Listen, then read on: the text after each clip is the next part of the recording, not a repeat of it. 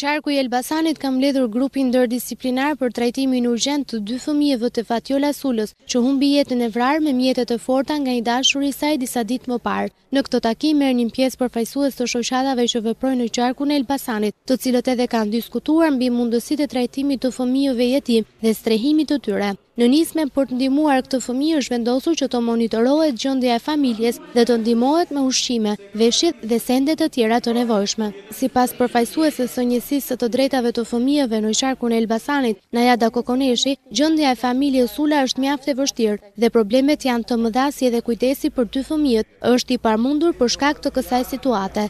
Atëherë nisur nga njoftimi në mediat qendrore dhe lokale për rastin tragjik të viktimës Fatjona Sula dhe njoftime të shumta të ardhura në Këshillin e Qarkut, sot në datë 17/9/2010 mblidhet grupi multidisiplinar i cili do të bëjë shqyrtim në këtij rasti bazuar në vendimin numër 265 datë 12/4/2012 të ligjit 10.347 që përkon për mbrojtjen e drejtave të fëmijëve dhe do të marrë vendimin për ndihmën imediate të 2 fëmijëve të mbetur jetim.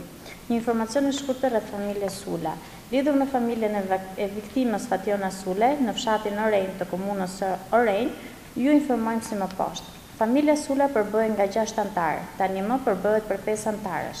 Agim Sula, 58 vjeç, kryefamiljar, trajtohet nga komuna Zi invalid me 9.300 lekë në muaj.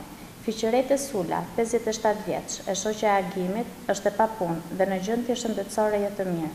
Lulita Sula, 20 vjeçe, e papunë.